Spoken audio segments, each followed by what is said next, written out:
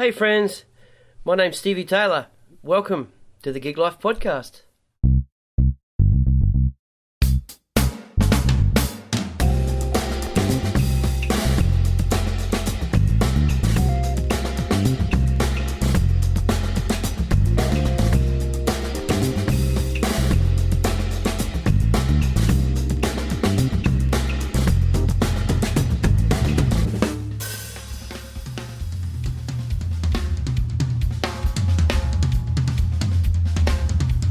My guest today is Jonnie Adams, longtime drummer for Doug Williams in the Mix, and also part of the staff of the now defunct Billy Hydes Drumcraft. I met John back in the late 90s and we've been mates ever since. We hadn't seen each other for a while, so we had a great time catching up and had a good talk about his early musical days, the influence Mark Kennedy's had on him, his hiatus from drums, and amongst other things, we also geeked out big time on drums and drummers. So if you're not a drummer, bear with us for all that stuff. Ladies and gentlemen, Jonnie Adams. Cheers.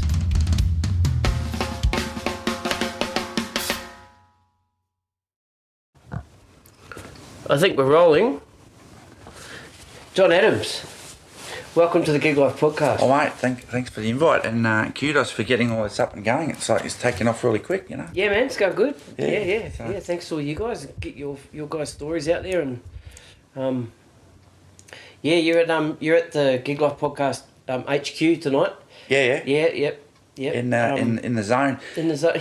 Mate, when you call it and just said, because I said we contacted somehow on Facebook or whatever, and you said, how about coming over and we'll have a chat, and it's like, yeah, great. But my first thought was, I get to see you again and say g'day. Yeah, that's I was like number one, It's been a long time, yeah. Yeah. So well, I was trying to think today when we first met, and I couldn't remember if it was 98 or 99. I think I can tell you. Yeah.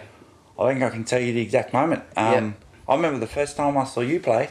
It was Ramsgate Hotel. It was Ramsgate. And I know you were playing the Blue Pearl session set. Yeah, still Pacific got it. Blue. Really? Downstairs. Okay, yeah. Man. Yeah. That old chestnut, yeah. And then you were playing Footloose. Oh, really? And I was really in awe because I was it was that breakdown bit. Yeah. In the middle, where you just right hand is on the tom, Tom's doing that kind of thing, breakdown sort of thing, and I'm a sucker for listening to people play grooves on the drums with less cymbals. Yeah, right. And not that you can do it very often, but it doesn't allow for it quite often. But I was like, man, and this guy's got it all going on. So I was captivated. Yeah. Oh, cool. I was man. really going, man, this is I tried to take a little snapshot of it away with me. Really? Oh, wow. Yeah. No, I was really impressed by that, man. Yeah. So, I'm supposed to be interviewing you, right? Oh, well, no, that's cool. What I remember about that is we hung out in the car park. Oh, at the back. And we just geeked out on drums and gear for. As you do. For ages, man. At 4 a.m. or whatever. Yeah. And I think we did that a few times. Yeah. But and then we kind of lost track of each other for a long time, and then I remember going into Hydes one day. Yeah. The old Billy Hydes Drumcraft, Commonwealth Street. The Billy Hydes. Yep. In Sydney, anyway. Yeah. Yep. And going up to this guy and going, "Oh, excuse me, John, what are you doing here?" Yeah. And that would have been fast forward to about 2004, I reckon, 2003, 2004. Okay, yeah. Because I had to buy a new hardware bag, and I remember going in there, and that's where I saw you. Yeah. Right. Yeah. And we sort of Yeah. reconnected like that, and then you ended up somehow selling me a bloody Pearl Masters drum set. Yeah, the red one. Yeah. Still got that too. Yeah. Oh, good. Yeah. No, you hanging on to them. That's great. Yeah. Great. Good drums. Yeah. But that was that was a good era for the shop, you know. Yeah. And a lot of good memories. We were just talking before about Fab and all the other guys. Well, Fab and I had a good talk about Billy Hydes. Yeah, but it was man, what a great place it was. It's so sad that it ended up Gary Hyde created it with his family and ran it from the underneath his house in Flemington. you know, for almost 50 years, and basically sold it to a bunch of people that were interested in it because it was very profitable. The gross profit of that place was a lot higher than the average business stock. It was up around 20% per year, I think, and 6 was like an average for growth, you know. Right. And so we did all these stock takes because I think the potential buyers were interested to see if the figures were actually correct. Yep. So I remember we're scratching our heads going, why are we doing like 4 or 5 stock takes, you know, in the space of like 3 months, you know? You didn't catch on at the time? No, yeah. And then they sold it. And I think this is probably late, 28, 9, 10, something like that. And I'd almost finished working there anyway. But and then within almost, 12 months, or was it 2 years? I think it was within 12 months this new mob had run it into the ground. Yeah. And it's very sad, you know. Yeah, it was, yeah. And they were trained experts knowing how to run the place. Probably on an administration level, I'm sure, but the customer passion, the passion for the product wasn't there. Yep. There was too many middle management, from what I could tell anyway. Yep. And stock control was extremely poor. Yeah, but they had the computer system to apparently magically take care of it all. Yeah, right. And forever, we're out of Vic Firth 5As. Wow. You know what I mean? Like, and before we were doing it all manually, you know. I used to do it from home, from where I was living in you know. You live in Bondi. Yeah. And I used to spend all hours of the night. I'd take the Music Link stock sheet, what they had, and what we looked like we could sell, because we were selling a lot of stuff, and used to do it all manually, you know. And so it was a damn shame what happened, you know, because the name went and the heritage went, and then it's all gone, you know. So and in fact now the whole thing, I think, because they merged with Allen's, and I think that's all finished as well. Shut up now too, isn't it? Completely distant from all this now, but I think it's all finished. In fact, I've walked past the old shop a couple of times. Oh yeah. When I've been in town recently. Yeah. What's there now? Memories. It's a hair salon.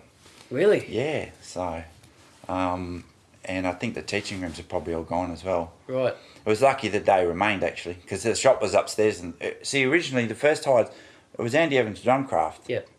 And Gary Hyde bought it. Right. I think, and then it became Billy Hydes Drumcraft. Yeah.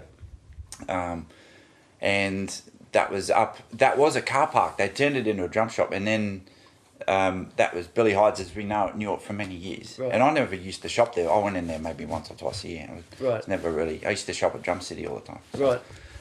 But so it was car park, 10 of Andy Evans Drumcraft, Billy Hydes, and then it moved downstairs to the corner where most of us spent most of our time there. Yep. And turned back into a car park. Right. Because the owner of the building wanted to lease out all these business offices upstairs. Yep. Then they needed parking, so the shop got pushed downstairs, but the teaching room stayed upstairs. That was part of the deal. Yep. Yeah, and so that was that's how it ran for a while. And mate, I had a lot of funk about it. It was great fun. Sure did. Yeah, I was only part time. I was never really that. Yeah. Yeah.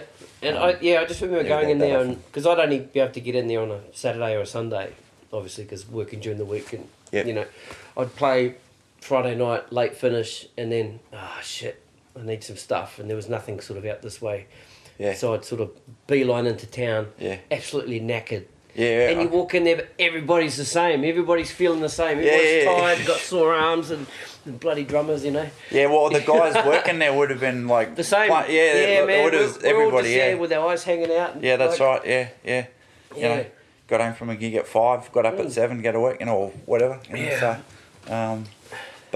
so that was the end of an era, wasn't it? I mean, sure was, yeah. Yeah, but because Damo's got his shop at Enmore. In fact, I was there the other week. Yep. And that's great that there's still something, and a couple other people got some things going on. Yep. I think, but like, you know, in town, not much going on. So it's all online. Yeah, well, this is it. So this is the thing with the whole Allen's thing. Yeah, but when it started to go downhill, see, the stock control. One of the things I thought of was, the place was never easy to park at. Yep. People constantly whinging about that. But it's a funky place, and people like to go there. But when the stock control became an issue, and then when general items weren't readily available there a lot, like the drumsticks I was talking about and basic things like that, then you've noticed the drop in customer turnaround, like, you know, because they're like, why? I know they probably don't have the stock. Why am I going to go in and get a parking ticket and not spend half an hour looking for a car parking spot when I can just buy it online? And that's when the internet started to really kick in. Internet sales, because, you know, what, 2000, what, 6, 7, 8, 9, that sort of thing. So a few things working together there probably. Had a bit of an impact, but you know. Let's roll right back now, man. To when you first started playing. So you were born. What's that? Oh, I saw you. You're looking at my cat. What's the cat name? Oh, you trying to flashback? Oh, yeah. No, I'm just trying to think. I've got to say, the whole thing.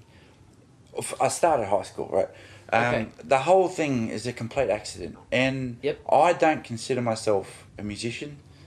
I don't have the dream, you know, the whole dream of it all, and don't live the life.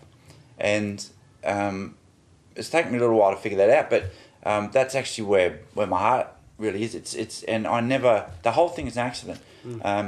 And how it all started and getting a good kick in was, all these things just occurred. I was never chasing it or anything like that. So, but I mean, initially I was into all mechanical things as a youngster, and then tech drawing and architecture and that sort of stuff. You know, so, and then one day I was at high school, and they have the school assembly every morning for about 10 minutes, and they said the announcement, "Oh, anyone interested in doing drum lessons, go and see the music teacher," whenever it was. And I thought, oh yeah, it'd be interesting. But like, I'm Captain Slowpole, so I'm never really proactive on these things, you know. And anyway, so it's lunch that day. The music teacher walked past us in the playground. So I didn't go and seek him out, but he just happened to be in the playground. And I went, so I just thought I'd just ask. I said, "Oh, drum lessons. What's? I don't know why I'm interested, but you know."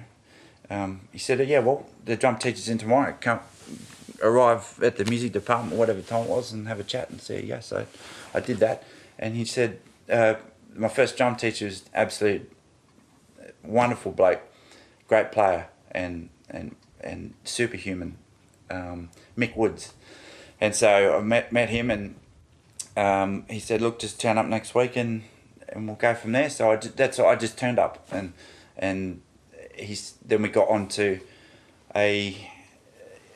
it was just practice pad for about 6 months. So basically, you just said, go and get the syncopation book and a pair of Vic Firth 5As and a Billy Hyde rebound pad. 3 things, you know. So I went and did that, and went back with the book, and then we went through lesson 1. I practiced that for that week, and we came back and next week I did lesson 2, and then the next week, and it went on. And I wasn't even interested in music. Not until probably 6 months after I started doing all that. And after 6 months, I got about halfway through, or a fair chunk of the syncopation book, and I wasn't even interested in playing beats or anything, you know. Like most people at that age, I was like 13, I was in year 9 or something, and most people are like, want to start a band and all that. It was like, really just turn up here, do this, and turn up next week and have that ready, and it was just like this sort of robotic sort of approach, and and the music came, interest in that came further down the track. So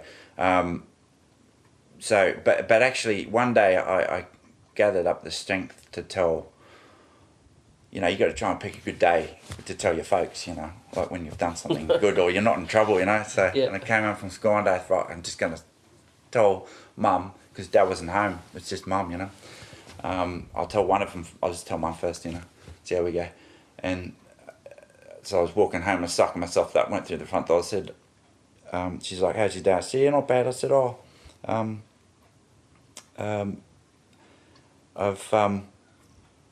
I'm taking this drum lesson business seriously, because, you know, she knew I'd inquired about it because I had the sticks and everything, but like didn't really know that I was going on with it. So. And so it started to become, when I started to dig into it, then I thought I'd better tell her that I'm really getting serious about it. So, and to my astonishment, I thought I was going to get an earful, but to my astonishment, my mum ran into the stairwell under the stairs with the storage, you know, with all the bits and pieces, and I heard all this rummaging around in there, and I thought, what the hell's going on? And she came out with kind of dusting off all these old records, all this vinyl, and thought, oh, this is not looking too bad. So, and she pulled out, didn't even say anything, and walked past me to the record player. And you were odd record players in those days. Yep. And it was just 1993, I think, yeah. And cassette tape players. Yep. And, yeah.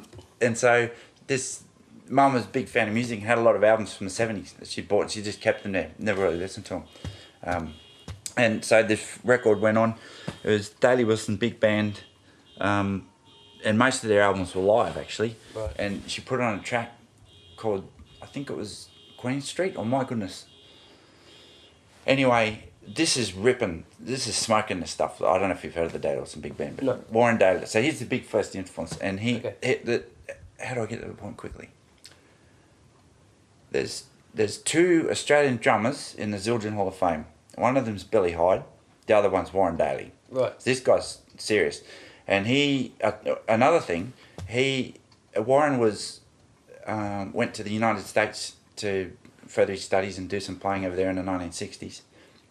Ended up playing with a big band, Cy Zetner, whose agent was in New York and was the same agent for the Count Basie Big Band and the Buddy Rich Big Band. So they're all in the same agency. Right. And I've actually become friendly with Warren in recent years, actually.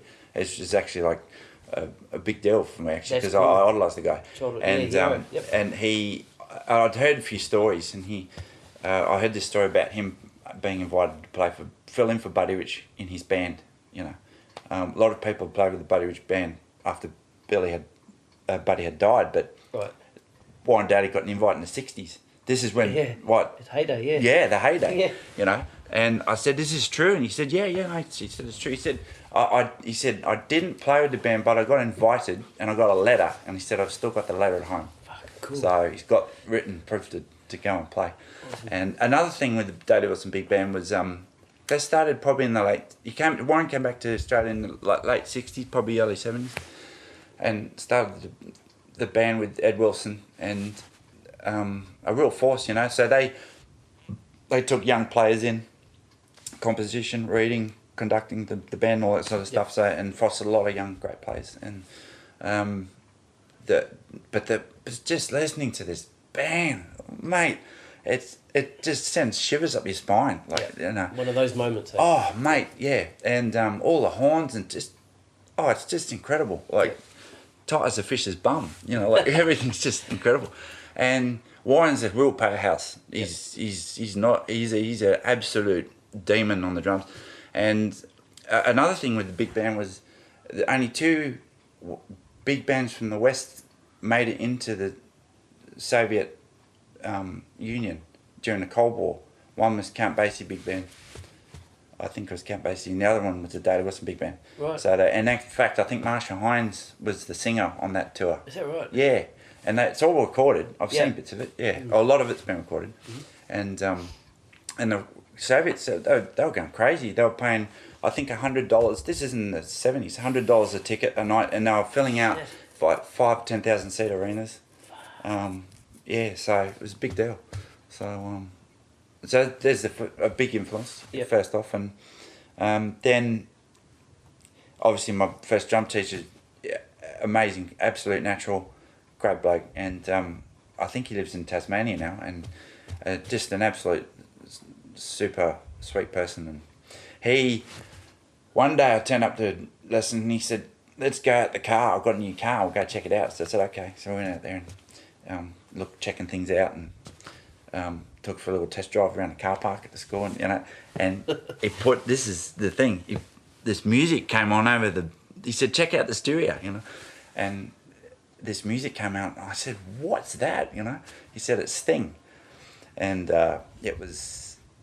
I can't remember the track exactly, but it was, you know, this is mid 90s, but this is Ten Sumner's Tale. That sort of thing, yeah. So, and that got me into Manu Katché and Vinny. Okay. Yeah, and Omar Hakim. Yep. Yeah. So, and then, so also with those 3, you've got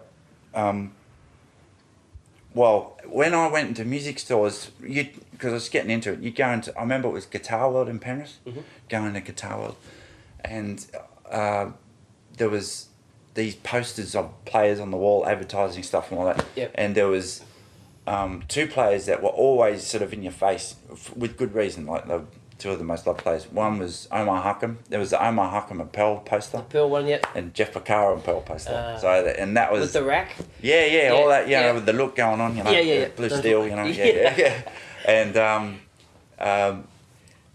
so so we got exposed to those guys, those four guys. You know, through just picking. And actually, a fifth guy too early on was First Modern Drummer had Peter Erskine on the cover. Oh yeah. And he was just doing this is a Steely Dan reunion. Right, okay. This is in '93, so this is like they'd had a big break for a long time, and they went out and did this live in America. Right. Tour, I think. And Peter Erskine and Dennis Chambers did it, I think. But so Peter Erskine was on the cover, so I got that. So that was a big. So there was a bunch of guys that got into it, and like I said, I wasn't interested in the music so much. These players, I thought, well, who are they playing with? And so checking out who these guys played with took me to that music. So I went to Sting. The drummers took me to the music. So to Sting, Madonna, or Weather Report, or Toto, or you know, and all these other different bands, Frank Zappa, and you know, P-Funk with Chambers. Yeah, definitely. So Steely Dan, obviously, as I just said. So, so that's, and then Mum had a great record collection, really good stuff, you know. I just used to try and play along to that stuff badly, you know.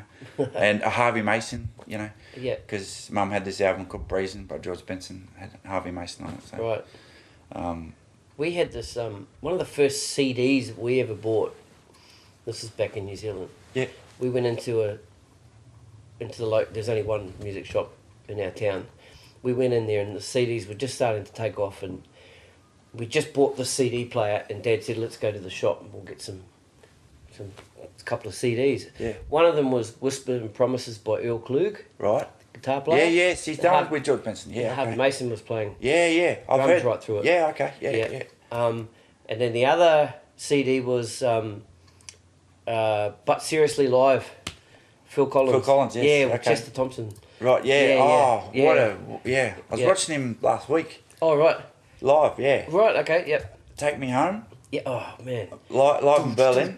Yeah, it does the same thing for like 8 minutes. Yeah. And it's just like, mate, it's so difficult to do that thing over and over without wanting to change it or... And then he sings it, he's changing the melody with his singing, and it gets a bit of call and response happening, still going... Yeah.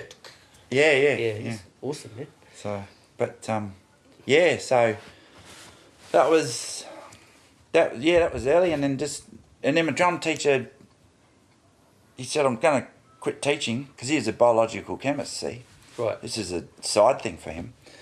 And this was about 18 months after I started, I had such a great grounding with Mick Woods that we'd gone through syncopation book, not trying to get into it with drum beats early. It was all a few rudiments, not many rudiments, just the syncopation book with a couple of basic rudiments. Mm-hmm. And then the Frank Corniola book, rhythm section drumming. Mm-hmm. And that's where the coordination stuff started getting involved. And so I went through a fair chunk of that. And then Mick stopped teaching. And then by that stage, if you've had a good teacher and you've gone through those bits of those books, that's enough to be able to, you know, if you want to, you can carry on a bit. Yeah. Having said that, one of the biggest regrets I've had is if I'd had my time again, I would have had a teacher all the time. Right. In some capacity, constantly. Okay. And if not a teacher, a coach. Why is that? You need. I'm convinced that you've got to have someone to bounce ideas off, even if it's just for maybe even confidence or playing attitude or that sort of thing. And the amount of time you can save by getting to the point quicker by having a teacher, a good teacher. Okay, gotcha. I reckon may have actually found out some interesting things I wouldn't have if I'd, had a teacher guiding all the way. You find the hard way sometimes when you're doing it yourself. Yep. So I maybe picked up a few things doing it the hard way, but I reckon I wasted a lot of time not getting to the point quick enough because I didn't have a teacher those other years that I was trying to develop, you know. Right. So if I had my time again, I would have had a teacher the whole time. Right. And even when that would have died off with some sort of coach or... That's fascinating. And in fact, in the end, I don't know if you know Melon Trower, but he's the drum teacher upstairs at Hydes. He's a monster, this guy. He's like a grandfather of Sydney drumming. Yeah, he's the guy who used to come down on the Saturday, Sunday morning. Yeah, and look at all just you bloody, around. Look at all you bloody drummers. Yeah, I know. Well, he's done Did you more sleep gigs last night? Mate, he's done more gigs probably than anyone in this town. I mean that. He was doing, 60s, 70s, 80s. He was doing, probably 10 shows a week. Yep. Plus jingles and all that sort of stuff. Yep. Easy. And then recordings and that. And, talking about Fab before, Fab used to call Milan, a black belt in coffee and cigarettes, because he was always drinking coffee and smoking. Yeah, right. Always. It's like, and the great thing with Milan, see, I had Milan as like a coach. Okay. Up until I stopped playing a few years back, right? Yep. So and then the final few years of like having a serious, just like playing regularly, he was always there because I was at the shop and he was there. Yep. So. And after work, I'd go up and, and in coaching, I mean, we might just chat for 2 hours. Or I might go in the room and he'd never actually give a lesson. He would just talk to you about stuff and life stuff too. And like one of the constant questions I can just like drummed into me, he's like, with the drumming bit, this is the life bit, and the progress of the whole thing's got to try and move together. And he'd be like poking me going, what's your credit card deck like, Like you go into the drum room and be like, how's your credit card debt? And I'm like, not too good. He's like, fucking I can still remember him like gesturing downwards, get your credit card down, dickhead, and he's like, all right, off you go. And so he'd be trying to guide you through life rather than just drumming, and that was his whole thing. And he gave a lot of his equipment to students. Yeah. And never got it, never wanted it back. Yep. Like whole cymbal sets. He'd buy drum sets for students that were into it, and did not expect anything. He's actually very well off, believe it or not. Very well off. So, and he, not that anyone would know that actually, but he's very quiet about that. Drives a Toyota Corolla, not flashy, but he's seriously got a lot of resources, and he would just he'd give someone a Ludwig Black Beauty to borrow, but in reality he'd just give it to him, and to students that were like interested, so he's always really giving like that. So and a hell of a lot of drummers in this town have had great coaching from him or teaching, so that's great. So but I didn't meet him till way later until I was working at the shop really. So what happened was as I said, never really interested in doing drumming or music career or anything. And never did it as an elective in high school until it became apparent that I needed to because of a subject clash thing. Right. So I wanted to do engineering science for the HSC. Yep. And for year 9 and 10, my friends were like, do music, and I'm like, no, I'm not interested. I don't want to associate. It's so sacred to me. It became so sacred that I didn't want to associate regularity with like a regime and a schedule and a career with it, a potential career. Right. I didn't want to have that connection, and I always didn't choose it as an elective. And then when year 11 and 12 came around, I wanted to do engineering science, but only 4 people, which would have been the lead into drafting and just building design and that sort of thing, which is what I've gotten into in the last 10 years. Yep.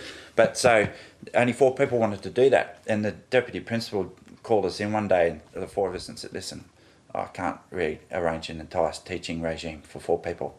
If you want to do engineering science, you've got to go to another school, or here's a list of subjects you can choose that fit in with everything. And music was on it. Right. So I thought, it'll take pressure off my other subjects because I'm already doing a bit of music, Yep. But what had the opposite effect is it absolutely took over after that. Everything went by the wayside, and it was just drums and music, Sort of became this. I suppose you could say I became a bit of a fanatic about it, and then check this out though. My English teacher, and not looking for gigs really, playing stage band, concert band. Yep. You know, and a big band that was like Monday nights sort of thing. Yep. And no cash, no professional. You know, like with great players. You know, but not like on a professional basis. You know, just we're playing because we're playing. Yep. And it'd be like, oh, there's a gig at McDonald's this Saturday for McHappy Day or whatever. We're going to play for an hour. You know, so they were the kind of gigs. You know. Yep. And show school musicals and things like that. Mm-hmm. And jamming with friends. So that happened. And then in my year 12, my English teacher, her husband was the keyboard player with Doug Williams and the Black Mass. So I got that gig through my English teacher in high school. Shit. Yeah. So Mr. Daly, husband Mr. Daly, Mrs. Daly was my English teacher. And, their son Ben was made guitarist, and we hung out a bit. And Mr. Daly, because he was teaching at the school as well, so it was always Mr. Daly, right? Right. His name's Gary Daly, but I was a student, he was a teacher, so I was Mr. Daly. So I was actually getting a couple of piano lessons at that stage too, I think, from him. But he put my name forward to play with the group at to play with Doug Williams and the Black Mass in the this would have been 1996. I was just finishing year 12, and Mark Kennedy was the drummer, and there was an arrangement that Mark Kennedy. Do you know Mark? Or I don't know him personally. I know who he is. One of Australia's greatest. Yeah. And most recorded, arguably, drummers. You know. Okay. We'll get back to him a bit more later. Yep. Two good stories from him I'd like to explain, cool. actually, which are quite useful for music in general, okay. And playing. But so Mark Kennedy was playing full time in that group and a whole bunch of other things. So, and if the arrangement was if he had a gig with Renee Gayer, no questions asked, he'd go and do that gig. Yep. And that was the deal they had, and therefore the drum chair came up, and Mr. Daly put my name forward, and they gave me a go at it, and I got another go at it. But so what happened was, my first paid proper professional gig, club gig in town, was with Doug on a Friday night. Was just turned 18, probably 18 and a bit, 18 and a half, something like that, and it was Friday night at a place got by the name of Burgundy's, which was the City of Sydney RSL. It was the top floor of that. Oh, yep. Upstairs there. Yep. Fuck, hell of a lug. Yeah. And you go into the front too with all the mate. Yeah. What an initiation. So in there, and that was a Friday night, and the very next night was at the basement with Doug as well. So my second professional club gig was there, so like baptism of fire, man. Well, like I'm straight in. I was very lucky, mate. All I can say, I was lucky, you know, and that was the starting point of it all. I wouldn't say you're lucky. You knew how to play, so. Oh, but you know, you got yourself in the position. Well, mate, I used to see these guys were like icons in their own right, you know, and like Andy Thompson is a sax player. I remember talking to him one night about it, and because he'd been playing with Dire Straits in the '80s, right, doing like Money for Nothing and. You know, shit. Like, he did at least 3 or 4 months world tour with, you know. Right. Just about the time Brothers in Arms came out, you know. In fact, that was one thing he said. He said, I had the option to come back to Australia. He'd been doing Elton John, I think, and Dire Straits, and he was doing the Dire Straits tour, and he had that tour finished. And he had the choice to stay with Dire Straits or come back to Australia and play with Moving Pictures. And he chose Moving Pictures. Right. And the next album that came out with Dire Straits was Brothers in Arms, which was like one of the biggest albums that ever, you know. And but Moving Pictures were doing pretty good. But really, I mean, there's a bit of a difference. Slightly. But I mean, in that tour, I think, actually, speaking to these two artists, I think Dire Straits holds the record for the number of shows at the old entertainment centre, which is no longer there actually. It's all apartments now, I think. In one consecutive nights? Tour, not consecutive shows. Okay. No, I think Elton John holds that record. No, it's right, okay. It's shows in one tour. They did something like 26. Right. But it was like 10 and then they'd go away somewhere and they'd come back and do 5, I think, and then they'd go away to another city and come back and do a few more. Didn't Pink end up breaking that record though? Oh, I don't know, but 25 or 6 or 20 plus shows is a lot. Shit. I don't know how many she did, but I know, and I think Elton John has the record for consecutive. Consecutive, okay. Yeah, and that's close to 20 as well, I think. So, but they were the gigs these guys were doing, you know, and Sunil De Silva, I mean, In Excess, John Denver, Elvis's band, you know, all this other stuff. So, and all the other guys, and Mark and Steve Emmons and that, and Gary, Mr. Daly and Doug and that, and the Francoise and Anastasia were the singers, you know. So these were heavyweights. And I remember saying to Andy one night, I said, what in the hell business do you have, you know, an 18-year-old novice hanging out with you guys? And I was stunned. I couldn't figure it out, you know. And well, of course, you would have to be able to cut it, you know. That's one thing, right? But he said, listen, this is the thing. He goes, and Andy always had a VB in one hand and a cigarette in the other, and black belt and VB and cigarette. And his sax was usually always hung off his neck almost all the time. I don't think it ever came off. It was like this, you know, this real look going on. Yeah. And he goes, in this real raspy voice, he said, mate, he goes, no one owns the Grail, mate. We only hold on to it. So, and I was like, oh, okay. So he's passing it through. Bit of wisdom there. Yeah. So, so that was great fun. I mean, the basement in those days, I mean, Doug was doing it every Saturday. Yeah. For a few years there. And unless they wanted to go away and do something like Byron or Perth, the casino or whatever. And what a vibe. I mean, that's probably my most favourite memory of clubs. Yep. It was that. From 96 to 1999. Yeah. The basement had I don't know what earlier because it had been around for a long time before that, but the funk that was in the place at that time, and the seriousness of it all. I mean, you'd go in there one night, you'd go in there on a Saturday, and like, you know, Dennis Chambers had been in 5 previous nights, you know, and you kind of could feel it on the stage, you know, and you felt, I better bloody well play good. You know, like you didn't walk in there going, oh, this is another gig. You went in there going, I better have my shit together. Yeah. You know? Like you almost feared it. Yeah. Well, I did anyway. Yeah. So such was the sovereignty and the heritage of the place, you know. I was talking to Craig Cahoon last week, and he said the Brothers of Oz were in there every second week. Well, in 99. 99. Yeah. And then Doug was every other. Well, it was. Yeah, that's right. It was. Yeah. Well, Doug was doing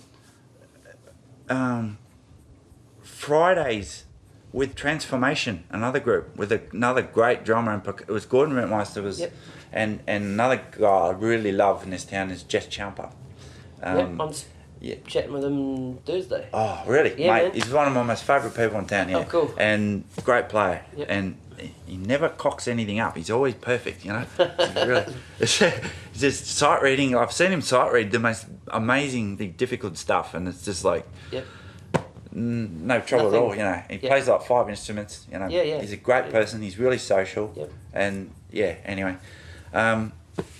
So there was that group was on, I think, and then Doug was doing. They were doing like a double header, and then, but then that was like 94-5, I think, and then Doug ended up doing Saturdays there, I think.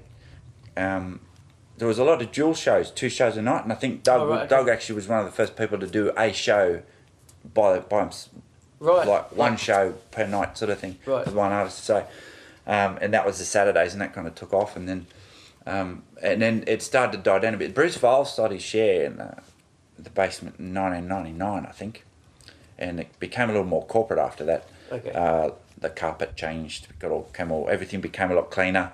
Okay. There was a record executive who actually probably helped save the joint because Bruce had a large share in that place, and Chris Richards had obviously the other share, and there was talk at that time of a group, I think if my memory serves me correctly, that a group of Asian businessmen were going to turn it into a gaming lounge, going to buy it and turn it into a prestige gaming lounge. So, and from what I recall, this record exec bloke came in and took over the void that Bruce had left from, you know, pulling out of the arrangement, and carried it on, and it became a little more corporate after that. So, but so the fields changed slightly, you know, like they put a pool table in there, and you know, and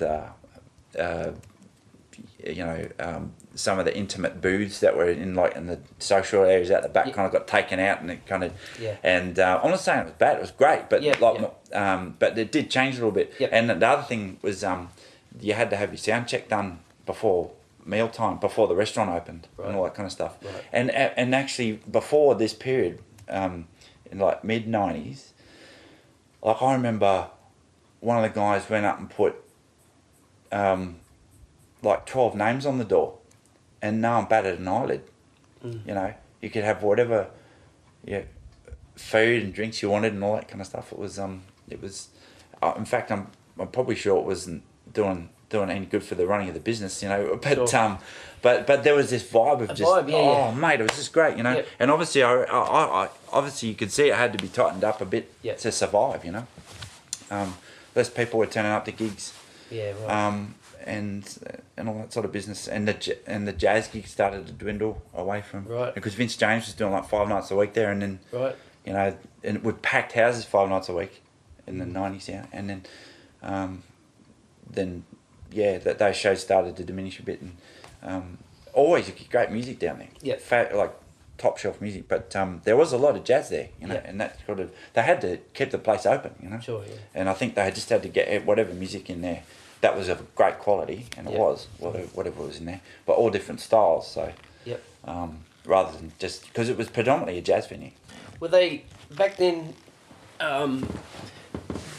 still getting the international acts through, or did that come later? Did that come later, mate? Let me tell you. Well, like I said, you get like Mike Stern and Bob Berg and all that down there. 4 or 5 nights, Dave Weckl, and I went and saw Weckl. Weckl band there, and all these kind of guys, you know. But one gig that stands out for me, which really summed up the vibe of the place, was I went in on a Sunday. I'd been playing the night before, and I couldn't have been bothered taking my drums home, and I came and picked them up the next day, and Sunday afternoon. And this would have been about 1996 or 7, and I went.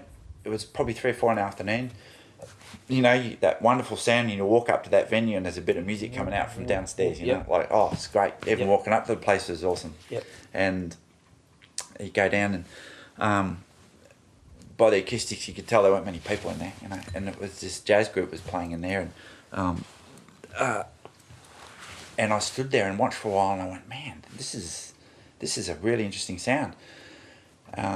And this sound is, I wasn't had much of an ear for what was going on, you know, because still very young. I still don't have much of an ear for what's going on, but anyway, but you could kind of tell that these guys were really a bit different. And it was 3 horns and a drummer. It was sousaphone, trombone, trumpet, and drums. I think the trombone players, Washburn or someone, the heavyweight players, you know, New York guys. It turned out, well, this is the thing. So I stood there and looked, and I thought, I've got to figure out who these guys are. And so I went over to the nearest table and I picked up one of those little pamphlets, and I looked at the date and said Bobby Previtt Group, and said Bobby Previtt was a drummer, you know. And I was just nailed to the back of the wall. I couldn't believe what I was hearing, and it was really, really explosive sound, a lot of energy, you know. And so they were New York guys, you know, so that sound was obviously, you know, quite unique. Actually, and this will lead into Mark, because a couple of days later, I was hanging out with Mark Kennedy down at the basement there. We were going to watch a show with a few other people, and I was raving about this gig that I'd seen there on the Sunday a few days before. And I said, oh, mate, you should have seen this drummer. He was just absolutely going for it, and it was just all action and, you know, just, you know, really exciting, all that kind of stuff. And Mark, with the most mature wisdom you can think of, is beer in one hand, cig in the other, kind of just ashed his cigarette out and whatever, you know, kind of put his beer down, and he looks over and he went, and really slowly he went, yeah. He said, those New York guys really play up on top of the beat, don't they? And I went, I was floored, and I thought to myself, I've completely missed the point.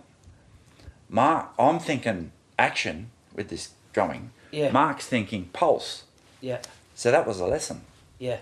So there's an example where you can get taught something serious. Like that's a big one, you know. Yeah. For me, I thought anyway. Yeah. Having a beer with a great player. You know?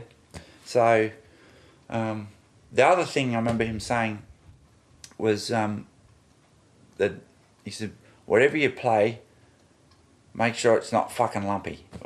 Lumpy. He said, I can't handle lumpy, or something like that, you know. So you can play the notes, but if it's lumpy, what is it? The fuck is it? You know, so. Did you work out lumpy? Well, I'm still trying.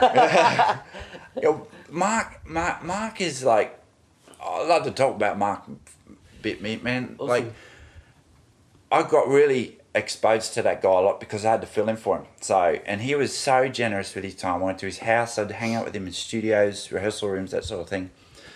And I never actually had a lesson from him, but I got more than that because I was hanging out with him on the job.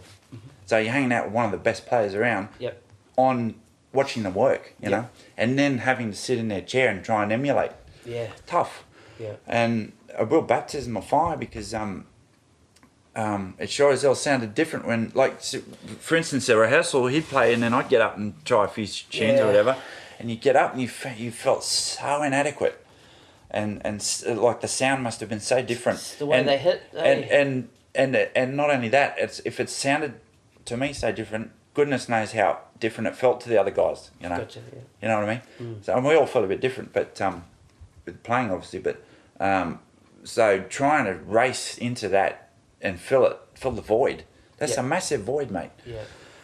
And Mark's playing is like talking about, you know, not wanting to be lumpy. He's like warm butter. Everything he does is like warm butter, and it's so smooth.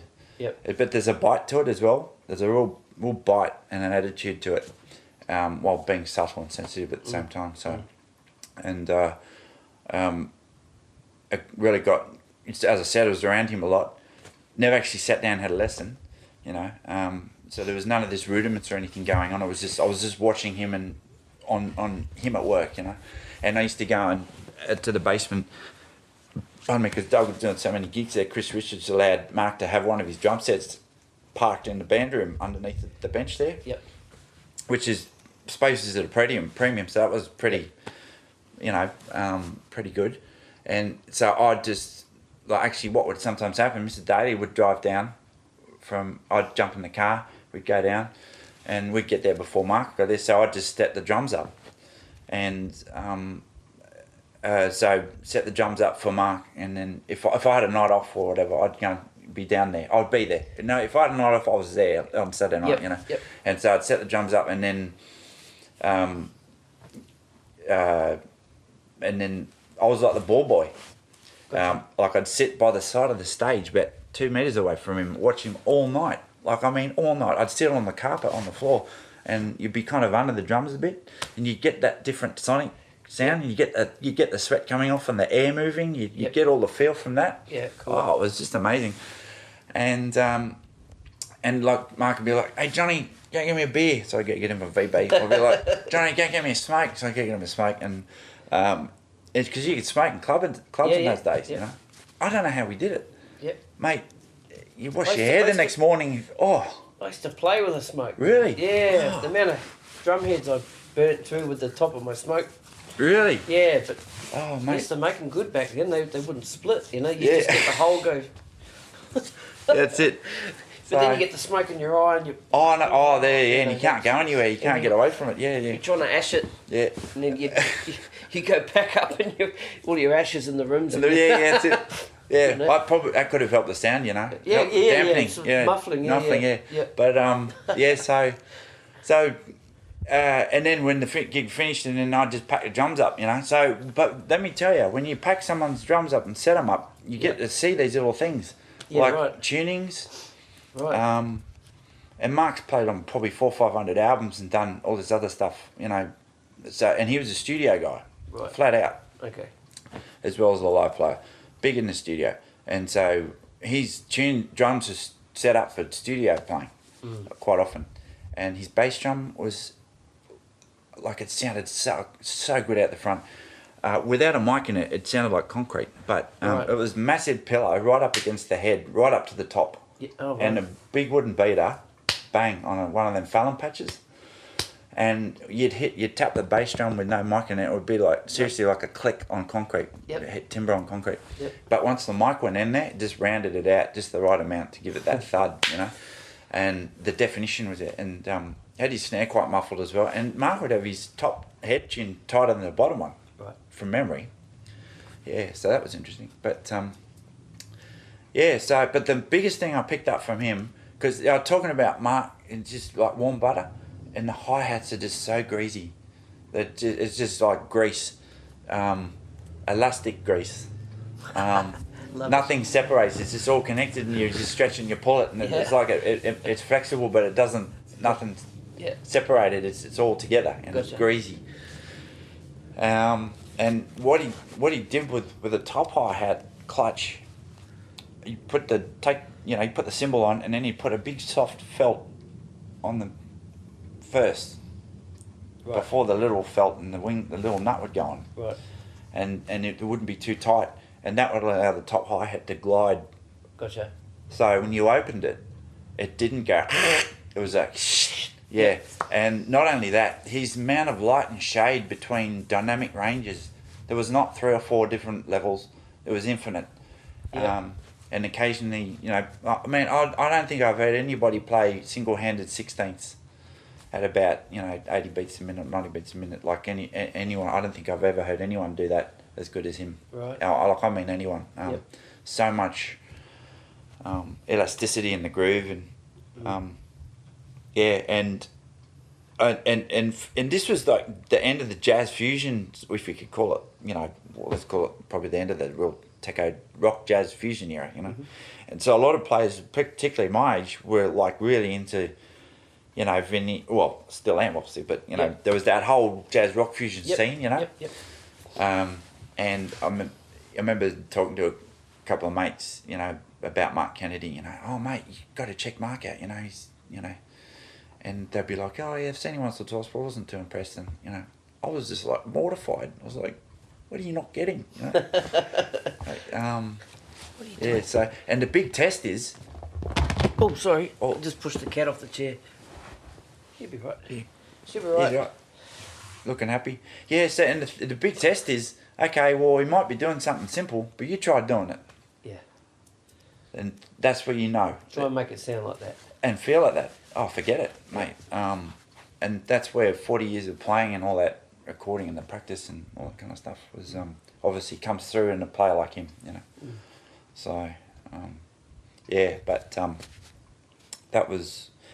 Yeah, a very sensitive band, like, even to this day, actually, we did a gig on Saturday. I mean, I've done, as I said, I stopped playing a few years back.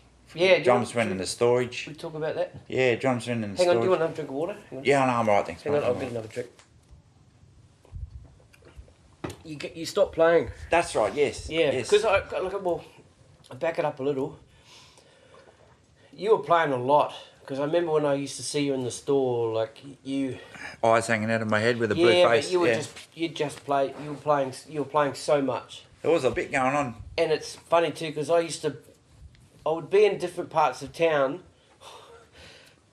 and I'd be sitting at the back of the cross somewhere, and then I'd see you walk past with a bass drum. Oh, yeah. And then I'd be somewhere else, be in Surrey Hills doing something, and then I'd see your car pull up for something. It was just weird. It was weird. Really? Oh, you were everywhere. Oh, okay. Yeah, and then I went away from the scene a bit too. I stopped playing for a while. Well, I had our little path. Yeah. So what was it for you? What was the...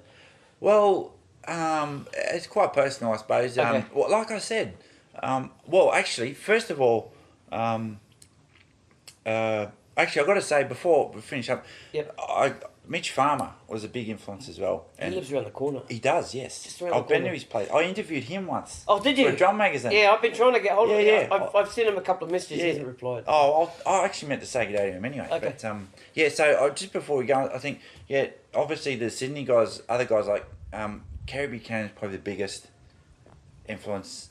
I didn't get to know him that well, but actually Doug and Marsha ended up doing quite a few gigs back to back on the same. So I got to see him a bit there. Okay. So we brushed paths a little bit there, but So Kerry was playing with Marsha. Yeah. Okay, right. And I don't know why, but there was this whole spate of gigs, even in the other cities, where Doug and Marsha were just on the same bill, you know, and yeah, so for a little while there. But anyway, and then Mitch Farmer was a big help too through Mr. Daly as well, and beautiful player, Mitch, and big help. And I'd say Mark Kennedy was probably the biggest influence of the people I was around, like face to face with, but I spent quite a bit of time with Mitch Farmer as well. You know, Mitch is a guy in awe of Mark, you know. Okay. You know, so Mark's probably born in 1950, 68 now, so. Right. Mitch is the younger generation, obviously, and I'm younger again, so. Much younger, yeah, so a bit younger again, so. So there's, a beautiful player, you know. And actually, I remember first hearing Mitch Farmer with Tommy Manuel. Oh, okay. Yeah, so he's done a hell of a lot of stuff too, and beautiful player. So, and he was very nice to me. Yep. I used to do similar things, help him set up and pack up and all that kind of thing. Actually did a couple of lessons, but the person I was around the most was by far Mark Kennedy, and absolutely blessed and lucky. Yep. And all this came from my Year 12 English teacher, husband, and you know. Yeah. And just all happened. So, and I've never had like a business card or been. The only gig I can remember chasing was the Steve Evans blues gig. Right. Yeah, they were doing like 6 nights a week, and I'd been playing with Doug for a while, and I thought, I wouldn't mind doing something else, and then I ended up moving in with Steve and playing with the group. So. Okay. Yeah. So that was probably 2001 or 2 or something. Mm-hmm. So yeah, but that's the only gig I can remember chasing. Anything else, you know, people would say call me and I never call them, or that they call and I never call back, and I was really a bit blasé about the whole thing. And one thing I really regret doing as well was one night I was packing up at the basement. I was about 18, and this guy came up the stage and we started chatting. And Simon Barker, who's one of the greatest jazz drummers in the country, you know, and he's like, mate, here's my number, because there was no mobile phones in them days. Yep. It was all, you know, wrote it down on a piece of paper and that's it. Gave it over, and you know, and landline, you know. And you went home and you dialed. Yeah, well, I didn't. You dialed the number. You did dial the number, but you should have dialed the number. I should have dialed the number, you know. Yeah. And he was like, man, let's hang out, and I just never engaged with so much stuff, you know. So, coming back to the original. Never chased it really. I was chasing being a good drummer. I wasn't chasing gigs. Right. Not really. I mean, when you're in your 20s, you're up for being busy and being around, you know. Yep. And whatever's around. But I don't actually remember pursuing gigs. In fact, it would probably be the opposite. Yep. I was happy to get them, yep. but I don't remember going out and advertise. I don't think I ever advertised or did anything like that. Yep. And then, as I said, people would call and I wouldn't call them back. So it was pretty stupid, really. From, you know, but yeah. So, but like I said, I wasn't gunning for it from day one anyway as a career, you know. Yep. Which leads into where we're going, because I then stopped playing. Yep. You know, got involved with the partner, and you know, but that wasn't the main reason. That I had started studying building design. Yep. At the old tech college at Ultimo, so the old the TAFE there, and that was part time. That was in 2009, I think, and then so I was getting to the point where if I'd have kept drumming and kept trying to study this new area, which is what I wanted to do when I was in high school. Yep. That was the dream, right? That was the dream. Yep. Then I was going to cock both of them up. Yep. So it came to the point where, and then the relationship came along, and then just stuck. Okay, we'll put the drums in the storage unit, and didn't touch them for about, I don't know, 2 and a bit years. Yeah, so didn't even pick up a drumstick. So, yep. And I tell you what, mate, I don't know if you've had this feeling before, but when you've been playing like a lot, and you're in your 20s, you know, and you're keen, I suppose, keen for it to some degree. and you have Saturday nights off all of a sudden, you're sitting on the couch like we are now, it feels weird. Like to sit at home, you go, shouldn't I be somewhere? Or is someone about to call saying, you know, where are you? Yep. We're setting up, or which actually did happen once or twice, but double booked once or twice. But, yeah. For me, it was more. I don't think I really had that feeling, because the times that when I was in bands and I left the bands or something happened with those bands, it was probably time for a break. Yeah, well, you know. You know, for me, you know, I went from playing all the time to,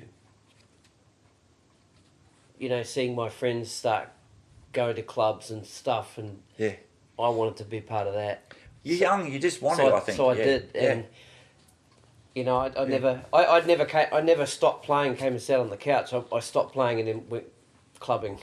Yes. Did that for 5 years. Don't worry, mate. I've done my first year of that too. Yeah. Yeah. And then the other part was, you know, of course, when I got married, I was playing, and then wanted to be home with my wife, and then started playing again, and then my first daughter was born, and that's a gear change. I would rather be home, trying to help my, you know, be with my wife and my daughter, than being way up Newcastle way, having to drive all the way home at 3 in the morning. Yeah.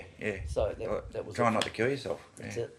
So, in fact, I remember that Newcastle came into my head as I was coming up here, because the Cumberland Highway used to turn left at the motorway and go up. Yeah. Get that, So, put back a few memories. Go up. Is it Penhills Road? Penhills Road, yeah.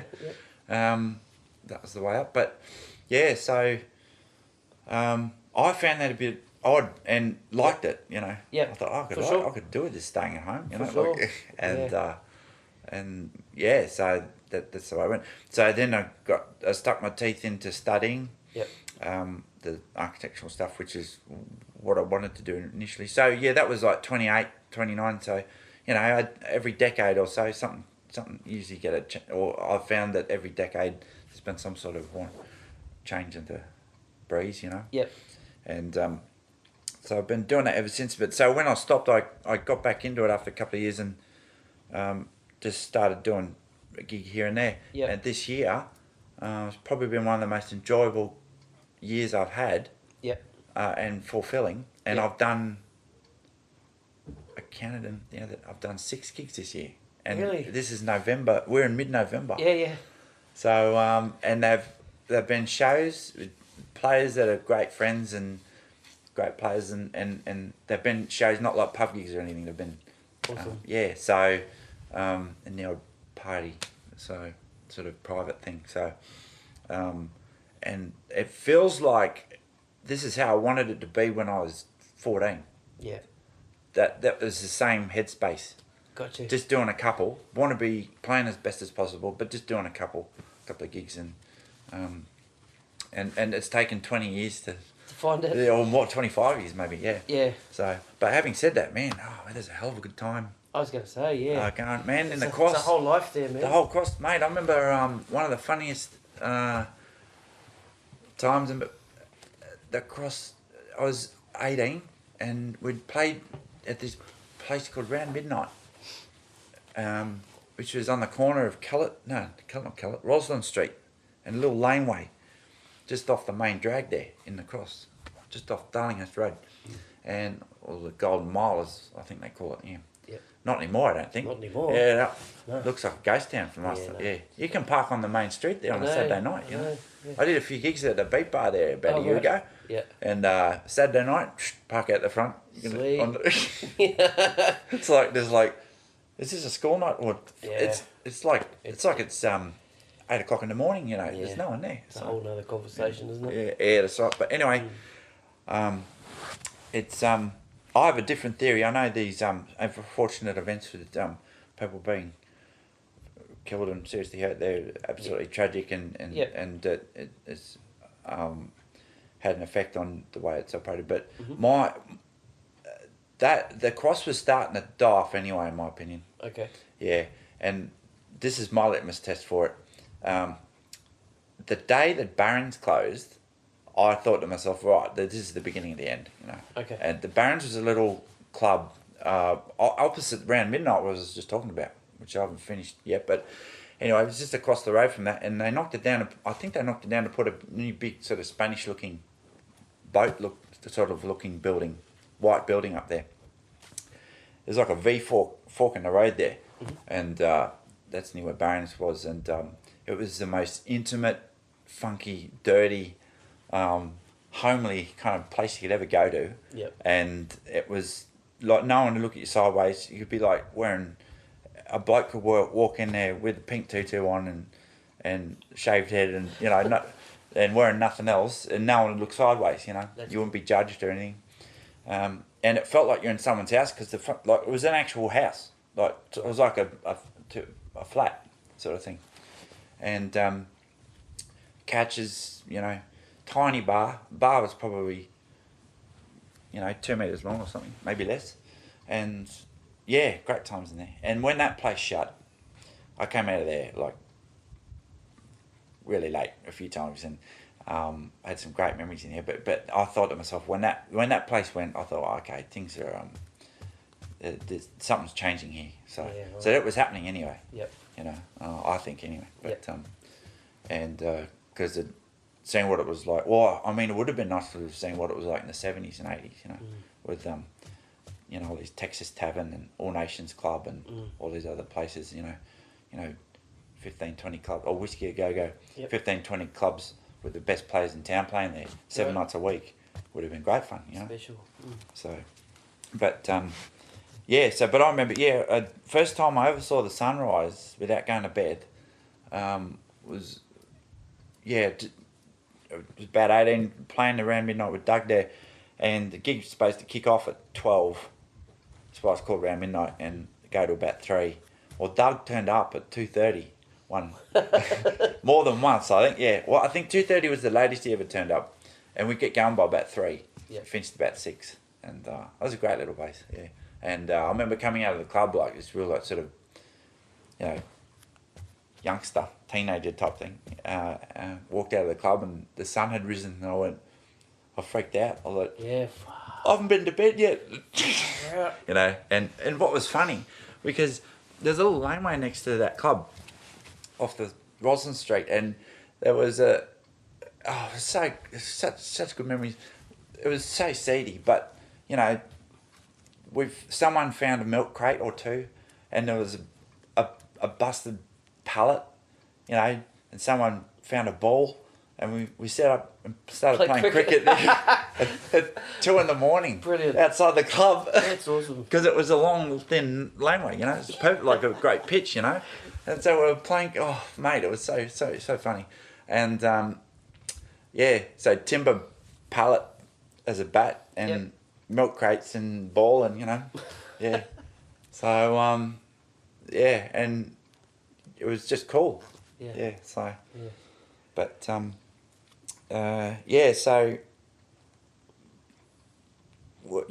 stopped playing, started playing again, and back to so that Living was the dream. So I want to talk about your technique a little bit. Now you play thereof.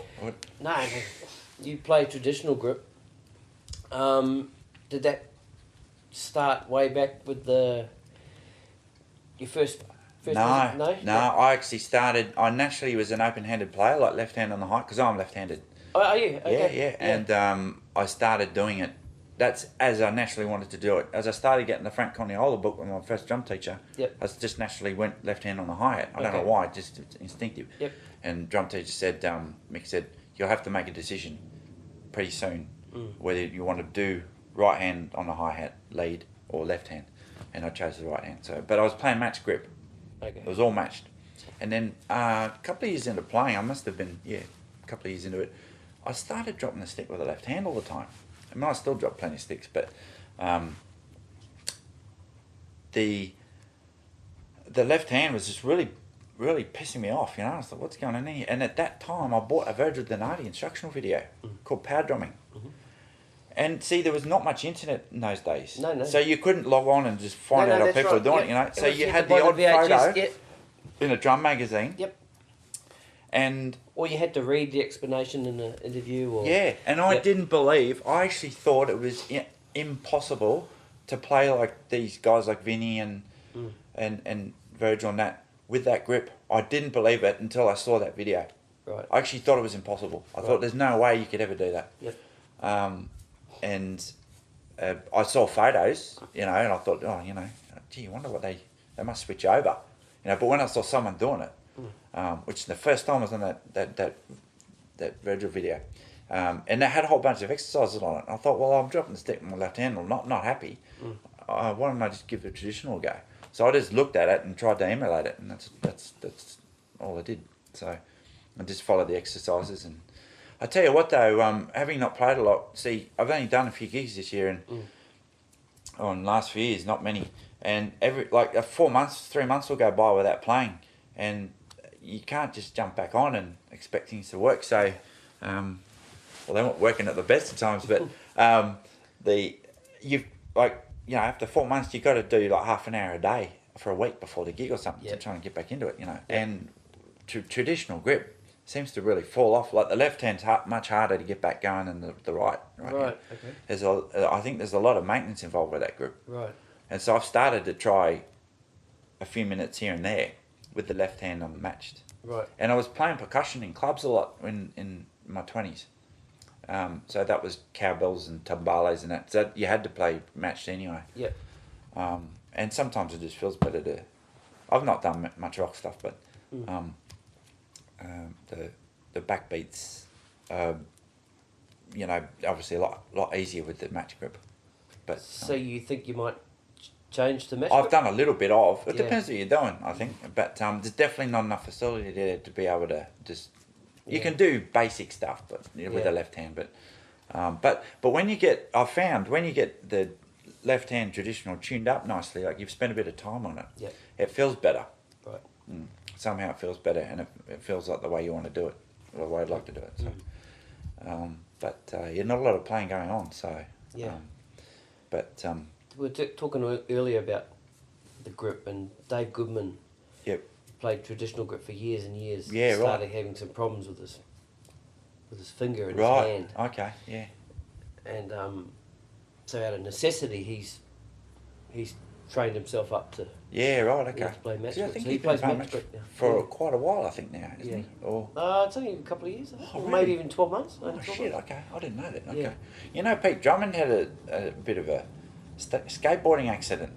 Oh, right. Yeah, and that changed his technique apparently quite a lot. He's a mountain boy. Okay. I'm from the very lower mountains, but he's way up, you know, upper mountains, and Right. what a monster he is. Yeah. So I left a bit out. I did a music course after school at University of Western Sydney, and I was taught there by another percussionist called Lee Giles, and he's great, and more art music, sort of percussion ensemble stuff, you know, which I never really got into, because when you're that age, you wanted to do, you know, grooves and stuff with toms, you know, you know, all that stuff, and so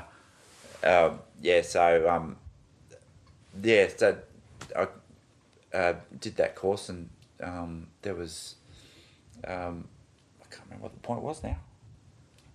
Pete Drummond? Oh, there was a guy there, an older bloke, who was in the course, and he said that he was the guy that told Pete to chill out a bit from practicing. He's from the mountains as well, this guy. And he said, I told him to go grab a skateboard or something and chill out. And then he had a skateboard accident and buggered his hand up. So, and then apparently Pete, I haven't spoken to him about it, but he's had to change his way that he holds his sticks.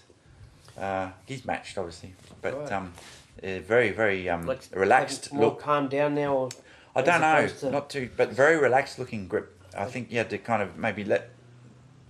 the angle of the stick changed, I think. I think it goes right across this way, not straight out. So. Oh, right, okay. Yeah. So these things happen, eh? Yep. You know, so you've got to kind of adjust, I suppose. But you know, but I never really got taught that technique proper. I've seen videos and stuff. You know, there's a lot out there you can watch. But I think if anything, the thumb in that grip is important. Yep. You should be able to play a lot with the thumb and no other fingers. The thumb and that joint in there. Yeah.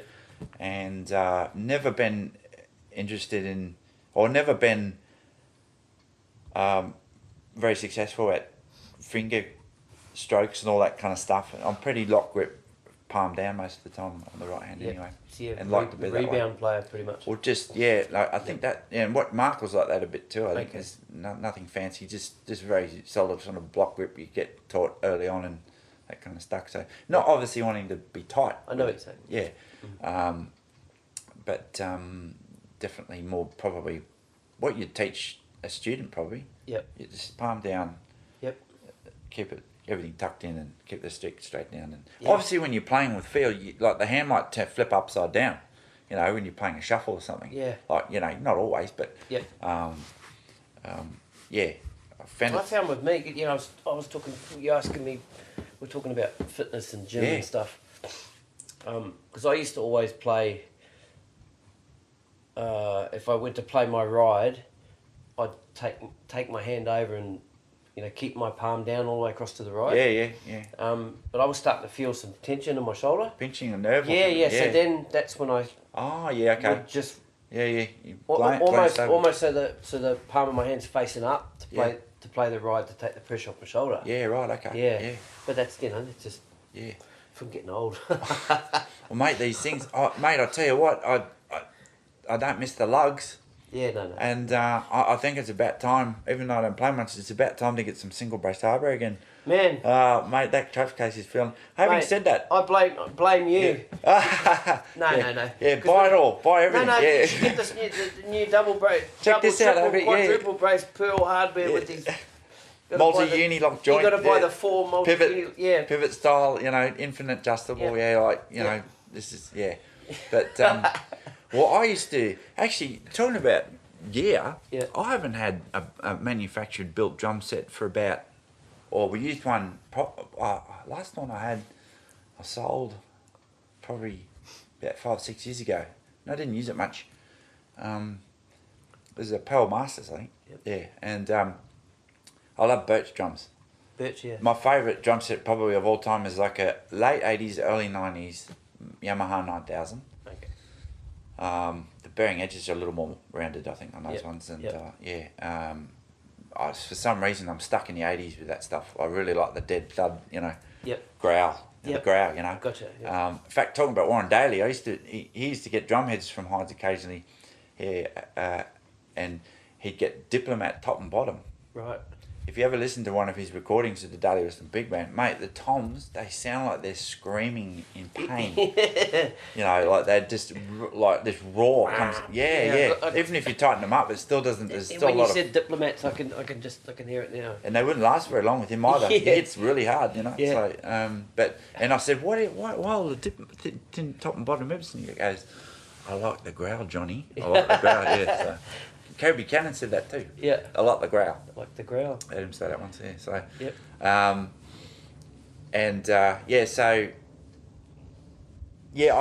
I bought some about 10 years ago, more than 10 years ago. I bought some acrylic drum shells you get from like the Vista lights. Yep. And I had some old Pearl Export hardware, you know, and bought some other bits. Yeah, I've seen that kit. Yeah, I've seen you play it's like an 80s looking, you know. Yeah. And I actually like the look of those the architectural looking nose tensions. It's like on the session that you got. Yeah. I like them. And that's so it's actually export hardware on a set of, and I just drilled it all the holes. Not very difficult. And bought good. I think you should have good hoops.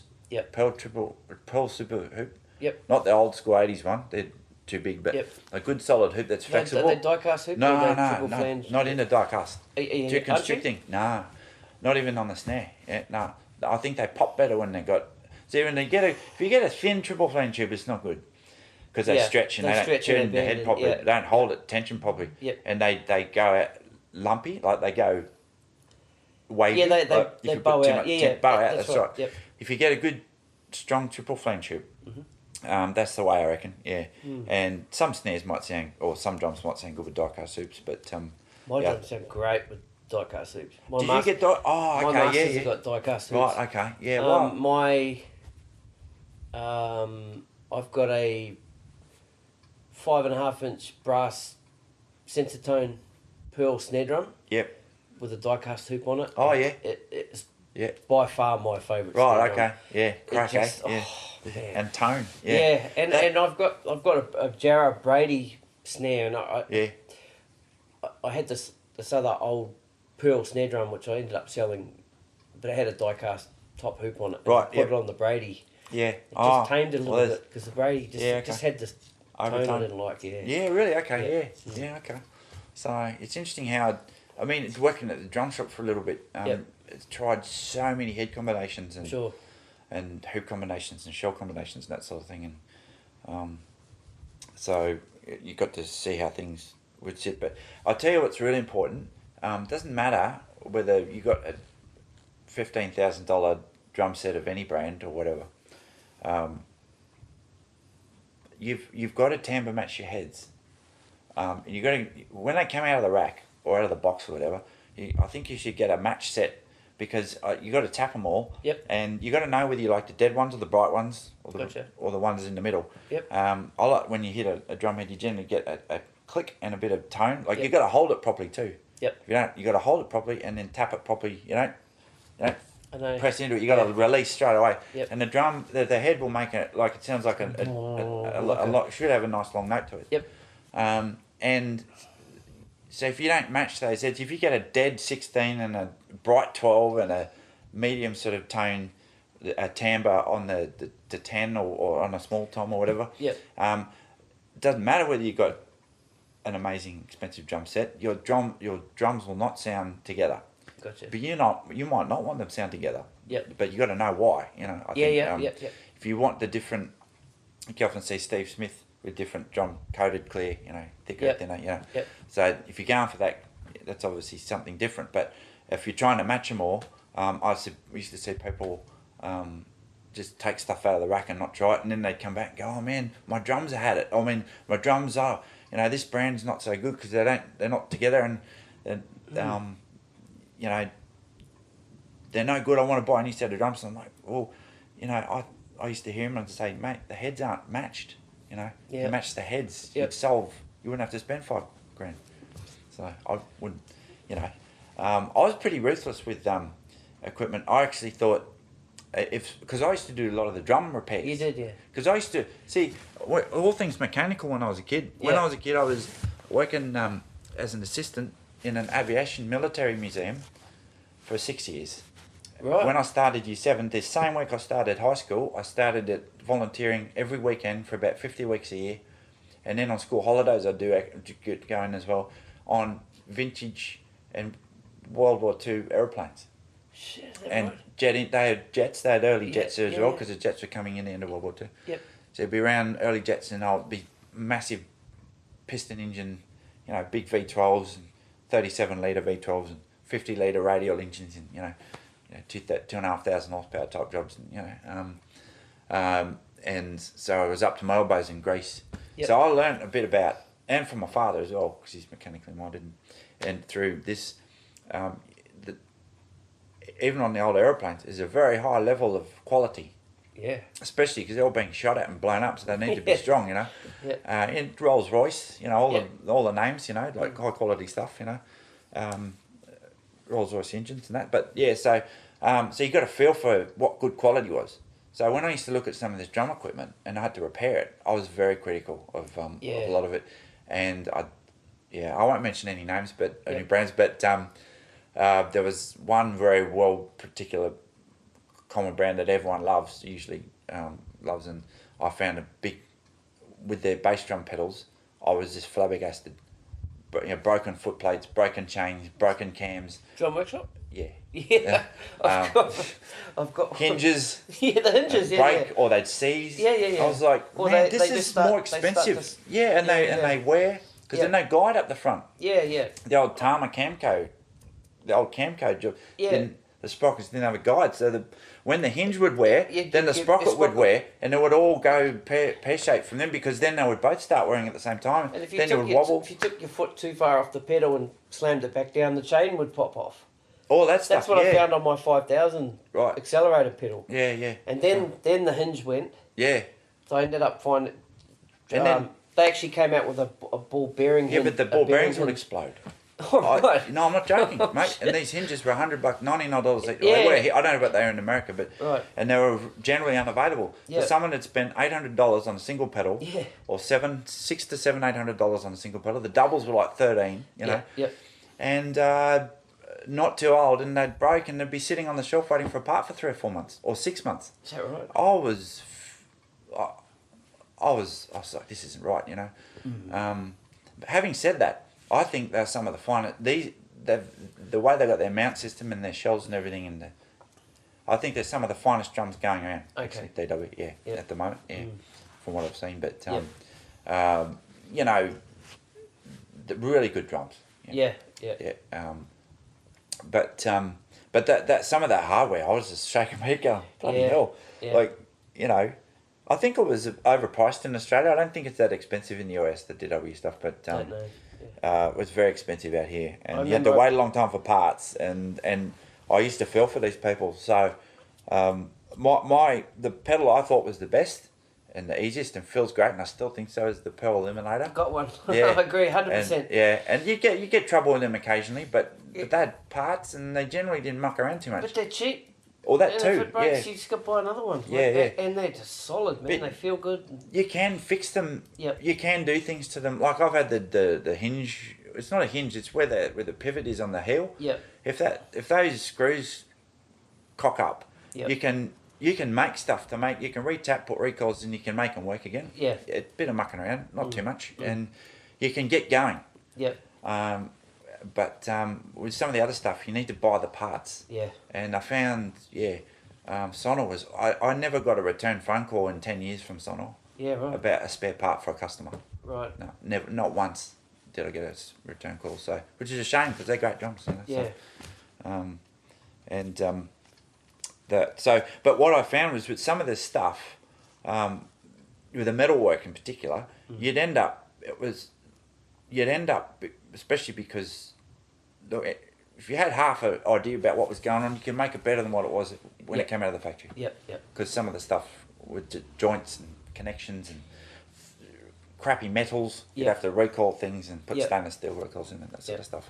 Or the biggest problem I think I ever saw was parts that were under a lot of tension. There was a tiny wing screw or tiny grub screw with two threads holding two things together, and nothing. I'm like, what were they thinking? You know. Yep. And I've got to say, I think Pearl was probably, and Yamaha, they were probably the two best. I said I wouldn't mention brands, but it's all right. I'm actually saying these guys are probably the best two. Pearl and Yamaha, I think, were the best two that I found. Well, I won't say that they're the best. I was complaining about the weight of my hardware before, but man, it's still solid as it was. I've had Pearl. I've still got Pearl. I like the old cymbal tilters from the 80s, not the 90s. Oh, right. The Unilock tilters. I'm still using the 90s ones. I don't like the newer ones. Yeah. So, and those Unilocks, you do get problems occasionally. You know, they do break. But what I found the Unilocks, especially my session kit, the two countersink screws inside they come loose every now and then. Yeah. Even if you Loctited them in. Yep. Just the. Yep, you've got to be careful, and you can break the ring. Inside it. Yeah. Right. Yeah. But I used to really they come loose. But even now, I think with some of those old Tom holders that I've got, the really old Unilock ones, even with those screws done up, they're still playing them now. Yeah, right. But but that's all right. It's not going to sink many. No, it'll go up, but it's not. As long as you get it to sit at the right height. that's right. Yeah. As long as it doesn't go down anymore. Go down. Yeah. But I won't say, in fact, I don't want to rate a brand here anymore. All I'll say is out of 10 years of working in that repair shop, on and off, well, actually part-time, but over about 10 years, I found the two brands that had the least drama were Yamaha and Pearl. Yep. With parts on the hardware. Okay. I'm not talking about drums so much, but just the hardware. Yep. They were by far, I'll say I had the least, they were the easiest to deal with and had the least amount of issues. Yep. That I found. I think. And a lot of stuff came through there, mate. From what I see now, Pearl, I mean, they may have changed a bit now, but from the Masters series, then they went to Reference Pure. Yep. I thought they changed the whole lug system. So the lug looked they like started breaking actually. Yeah, well, that too was many moving on the parts. snare drums. Instead of just having the lug that bolted to the shell, with the spring and the lug coming up. Yeah. They made it so it was 2-piece, so that the part that came up had a split pin through the guts of it, and that part pivoted. So it was flexible. When you tuned, it would. Yeah. It's just too many moving parts. Yeah. It's meant to be flexible, but they flog out. And they break and they snap. I think they redesigned it in the end. Yeah, they've redesigned now. They've gone to the whole tube lug thing. That's a great look too. Yeah, it looks really good, Yeah. But I like the old 80s sonor lugs looks and the architectural looking sharp corners and edges. Yeah. I'm like, even with the old Tama. Art Star. That star. We had an Art Star when I was studying after school, yeah. Oh, I love that. Was a great drum set, yeah. Mate, to be honest, I don't think a drum manufacturer, this is me being a real Neanderthal, but I don't think a drum manufacturer, it's the NAMM show that does it, and there's Frankfurt Music, they have to come up with new stuff every year. Yep. I don't think you've needed a new drum set since about the last 15 years. No. It's just reinventing, and some of the best ones, like I said, if I went to go out and get one, I've been working with the last 10 years, the homemade one with Ludwig plastic drums. I love them. Yeah. Acrylic shells. I thought they were rubbish, and I never tried them for years. Yep. Because I had a prejudice against them until I tried them. I didn't realise how good they were. Yep. They've got to be tuned well though. Yep. But if I was to go and get a drum set, I'd reckon an early 90s, late 80s Yamaha. Yep. Probably with not the S mounts, or an old Pearl MLX. Yep. A made in Japan one. Right. Made in Japan one. Yeah. Right. Or BLX. Yeah. Yeah, that's some seriously good drums. Yep. And I don't know. I don't know how you need to go beyond that. And in fact, I've had quite a bit to do with vintage drums with the Ludwigs. I've had quite a few vintage Ludwigs, and people still prefer them over some new ones anyway. Probably because they're going for a certain sound rather than anything else. But some of the hardware on some of those, like the tension casings are really good. Yep. After 50, 60 years. Yep. Still working really well on those Ludwigs. So,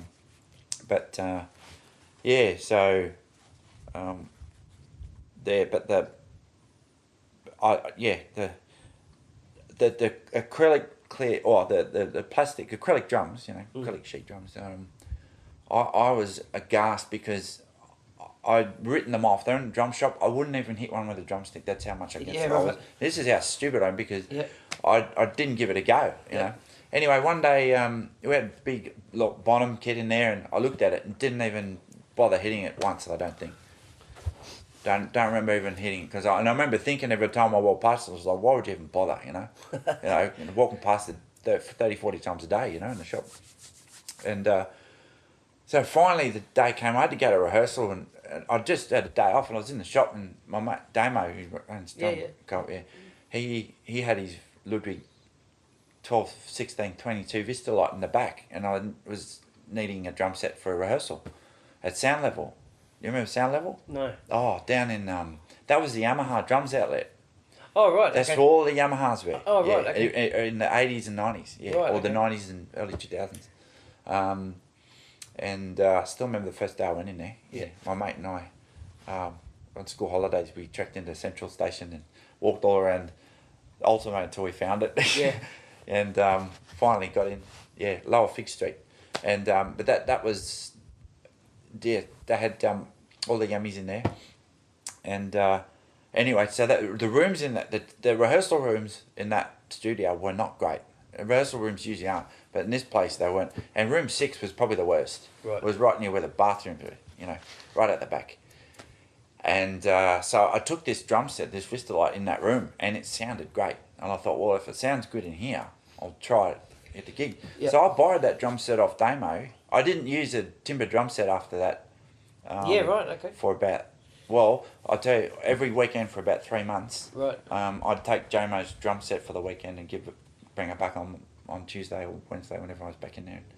I'd keep buying it on weekends until I bought a set of shells and put it together. I've been using that ever since. Yeah. That was in 2007, something like that. So, I haven't been playing for Yeah, right. Yeah. a lot, and in a couple of years I wasn't playing at all. But But still. Yeah. So But those drums, those clearback, they're tuned well.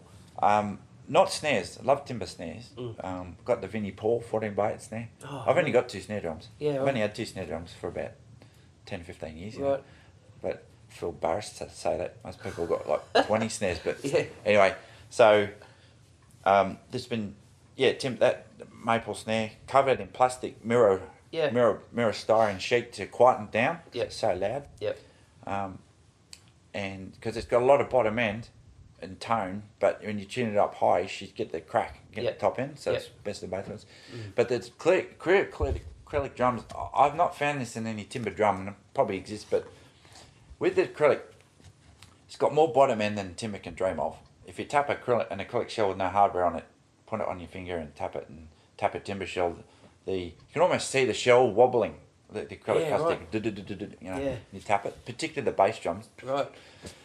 Huge bottom end, and we're all looking for bottom end drums. And the other thing is the attack and tone. When you hit a lot of drums and you hit them harder, you get more attack and the tone disappears. Yep. Which is an argument for actually not hitting drums too hard because you get more tone out of them that way. But with these drums, I found that particularly the floor toms, bigger ones, you hit them harder and harder, and the tone would increase with the attack and the timbre. The click would like it was proportional. Yeah. And I was like, I've never heard that before. Yeah. I was like, I can't remember the last time I've heard that. I don't think I've ever heard that on a timber drum before. Right. Attack and tone increasing together, and bottom end all coming up. So it's a dead set winner. I mean, it's not the sound for everyone. It's not jazzy. It's not, it's not going to probably work for South American music or whatever, but, Yeah, it works for you. Oh, it's a good all-rounder, I think, So, yeah, but, and it's interesting. I think when you get older, or you've been playing for a while, you just use the same stuff all the time. Yeah. Like I've just been using bass, snare. It's been the same thing for the last probably since that drum set turned up, 2007 odd, Yeah. Bass, snare, floor tom, rack tom, maybe, or no toms. If the first tom you put in would be the floor tom, I think, the bottom end, and a couple of cymbals, but hi-hat, crash, ride, whatever. Maybe the occasional effect. Yeah. So it's been, the most it's ever been really has been 4 cymbals and 4 drums. Maybe an auxiliary snare, maybe. Maybe, yeah. Yeah, so. Yeah.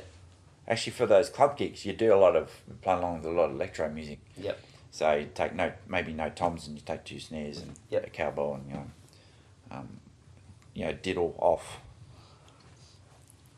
Keep your PC going and diddle off, just to get some variety, onto voicings and that. But so it's. Do you like paradiddle? I don't like paradiddle grooves. I don't. You know that paradiddle, and you put a bass drum and a snare under it. I can't handle the sound. It's like I can't. I mean, there's a famous Bowie tune that Dennis Davis did, with that groove sped up. The double's cool because it kind of gives you that sort of a 6.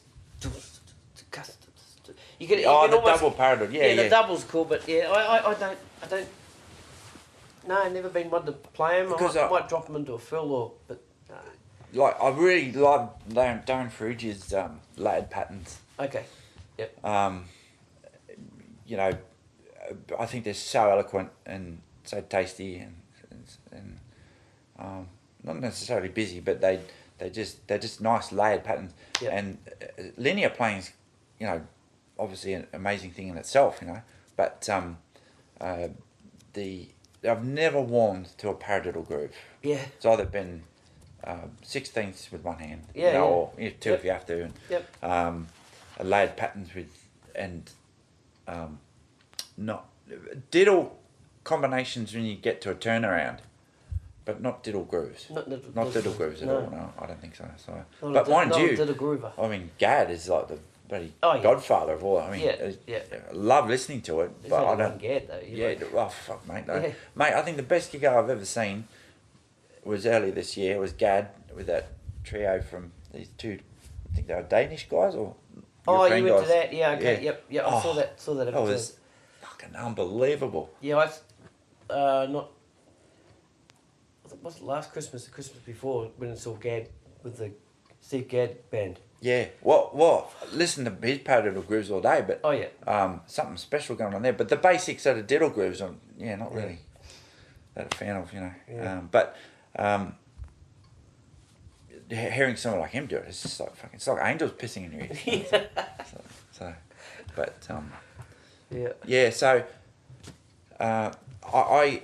I was floored by that gig. Even when Gadd started playing the first tune by himself, and I couldn't figure out, like we all know straight and shuffle and the sort of in between feels, I couldn't figure out.